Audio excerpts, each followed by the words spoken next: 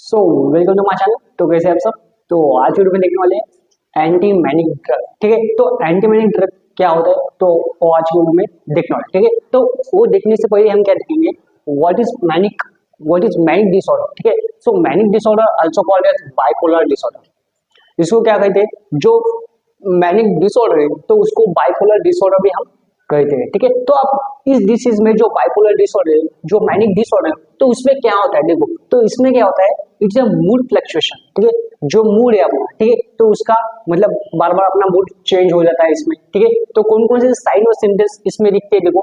Manic और bipolar disorder में क्या होता है, इसमें मूड फ्लक्चुएशन, जो अपना मूड है बार बार चेंज हो जाता है। ठीक है, देन डिप्रेशन जैसी इसमें कंडीशन आपको देखती है। ठीक है, then it is psychiatric disorder. ये कैसे, एक ब्रेन के अपने जो ब्रेन है इसके रिलेटेड डिसीज है, so it is a psychiatric disorder. Then uncontrolled mind, इसमें माइंड है अपना जो वैसा, मैंने क्या बोला पहले, इसमें मूड फ्लक्चुएशन होता है और जो माइंड है अपना अनकंट्रोल रहता है इसमें जो मैनिक डिसऑर्डर बाइपोलर डिसऑर्डर। ठीक है, तो आप देखेंगे इसमें ड्रग कौन कौन से यूज किए जाते हैं। ठीक है, ये समझ आया मैनिक मतलब क्या होता है, बाइपोलर डिसऑर्डर में क्या होता है, इसके साइन और सिम्टम्स आपको समझ आए। ठीक है, तो आप देखेंगे what are the drug are involve in the treatment of the manic disease और बाइपोलर डिसऑर्डर। ठीक है, तो अब देखिए कौन कौन से ड्रग है।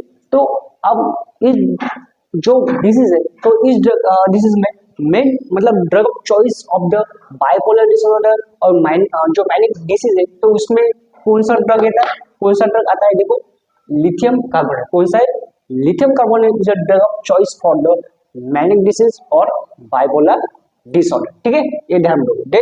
आप देखेंगे ये जो क्लासिफिकेशन है, ठीक है, तो क्लासिफिकेशन में आपको यहाँ से अच्छे से प्रोवाइड कर दूंगा। ठीक है, कौन कौन से ड्रग इसमें इन्वॉल्व होते हैं तो वो आप यहाँ से देख लो। तो आप देखेंगे क्लासिफिकेशन में सिर्फ उसके जो नेम है, मतलब उस कैटेगरी में कौन से ड्रग आते हैं वो आपको याद। तो आप देखो इसमें एलसी में फर्स्ट ऑफ ऑल देखो यहाँ पे लिथियम कार्बोनेट लिखा। एलसी मतलब क्या है, लिथियम कार्बोनेट क्या है, लिथियम कार्बोनेट हम दे सकते हैं पहला ड्रग अपना। Then anti conversion drug. ठीक है, तो एंटी कन्वर्सन ड्रग में कौन कौन से ड्रग आते हैं मैं आपको यहाँ पे प्रोवाइड कर दूंगा।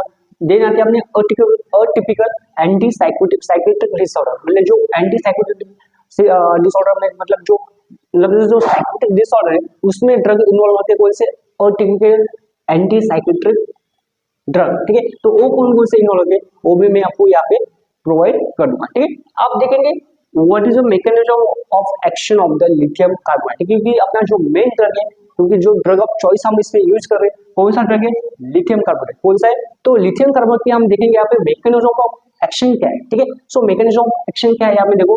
तो फर्स्ट ऑफ ऑल लिथियम के बारे में थोड़ा समझेंगे, बाद में उसकी मैकेनिज्म ऑफ एक्शन देखेंगे। अब देखो टीडीएम रिक्वायर।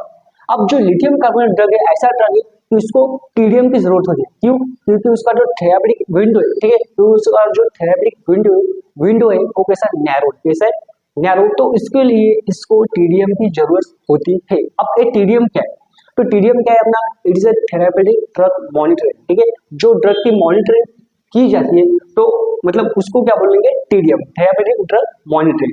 तो इसके जो अपना लिथियम कार्बोनेट इस ड्रग को टीडीएम की जरूरत होती है। क्यों होती है, तो ये क्या विंडो है वो कैसा है, नैरो, कैसा है, नैरो। तो इसकी वजह से आपने को टीडीएम की जरूरत लिथियम कार्बोनेट को गिरती है। ठीक है, अब देखो इसमें क्या होता है, अब जो लिथियम कार्बोनेट ड्रग काम कर रहा है तो क्या करेगा वो, decrease the dopamine level and NA. ठीक है, एनए क्या है यहाँ पे, नॉन एड्रेनालिन। ठीक है, वो क्या कर रहा है, जो डोपामाइन के लेवल और जो नॉन एड्रेनालिन के लेवल वो क्या करता है, डिक्रीज करता है। अब क्यों करता है, अब इसके आगे देखिए। तो आप देखो यहाँ से हम ये वीडियो ज्वाइन करने वाले हैं, तो यहाँ पे देखेंगे what is the mechanism of action of the lithium carbonate. ठीक है, सो लिथियम कार्बोनेट की एक्शन क्या है, ठीक है, वो कैसे काम करता है वो देखते हैं। चलो, तो ये क्या करता है, इट इनहिबिट द एंजाइम। कौन सा एंजाइम देखो, इनसिटॉल मोनोफॉस्फेटेज। अब जो इनसिटॉल मोनोफॉस्फेटेज एंजाइम है that are very responsible for the regeneration of the inositol. किसके रीजनरेशन के लिए रिस्पांसिबल है, इनसिटॉल के रीजनरेशन के लिए रिस्पांसिबल है। अब जो इनसिटॉल है ये ब्रेन में बहुत ही इंपॉर्टेंट काम करता है। ठीक है, जो ब्रेन की न्यूरोट्रांसमीटर है, ठीक है, ब्रेन में जो स्टेबिलिटी है, ठीक है, तो जो जो बुरे जो ब्रेन के रिलेटेड जितने भी प्रॉब्लम रिलेटेड है, ठीक है, डाटा मेंटेन करने के लिए जो इनसिटॉल है ब्रेन में बहुत ही इंपॉर्टेंट है। ठीक है, देन अब दूसरा एक्शन क्या कैसे काम करेगा देखो, क्या आता है, modulation of the secondary messenger. ठीक है, सो सेकेंडरी मैसेंजर को क्या करते हैं, मॉडिफाई करते हैं, ठीक है। किसके थ्रू, जो साइक्लिक एएमपी है, सीएससी एएमपी इसको डिक्रीज करते हैं, और जो पीकेसी प्रोटीन काइनेज सी इसको भी क्या करेंगे, डिक्रीज करेंगे, और help to maintain the stability, ठीक है। तो ब्रेन में जो स्टेबिलिटी मेंटेन करने के लिए ये क्या करेंगे, जो साइक्लिक एएमपी है और जो प्रोटीन काइनेज सी इसको क्या करते हैं, डिक्रीज करने वाले, ठीक है।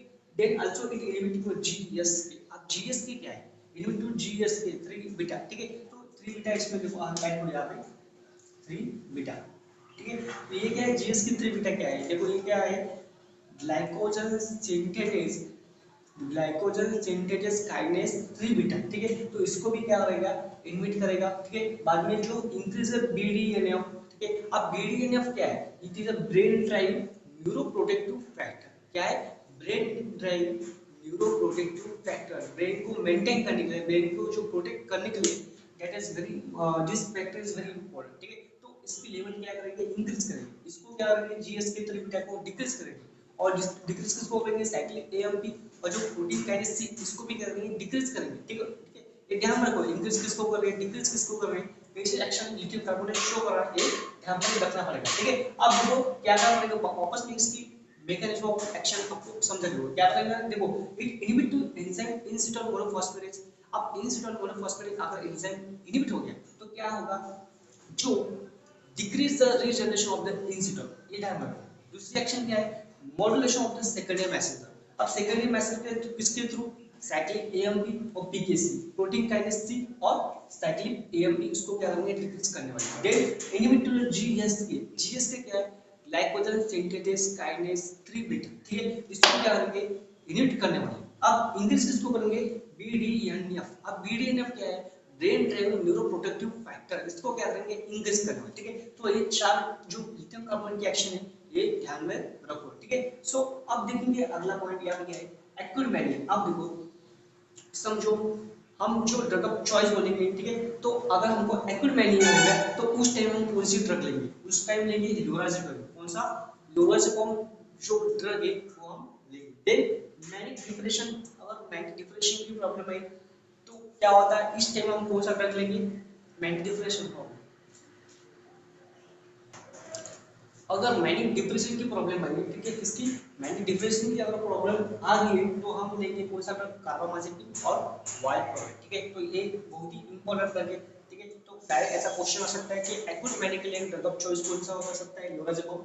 एंड मैनिक डिप्रेशन हो गया तो उस टाइम हम कौन सा ड्रग लेंगे, ठीक है। तो ये ध्यान में रखना पड़ेगा, ठीक है। तो ये हो गया अपना एंटीबायोटिक ड्रग, इसमें कौन कौन से ड्रग है मैं इसको आपको प्रोवाइड करने वाला यहाँ पे। और अगर आपको वीडियो अच्छा लगे तो वीडियो को लाइक जरूर करना है, अपने चैनल को भी सब्सक्राइब करना है, ठीक है। मिलेंगे अगले वीडियो में, तब तक के लिए bye, thank you so much.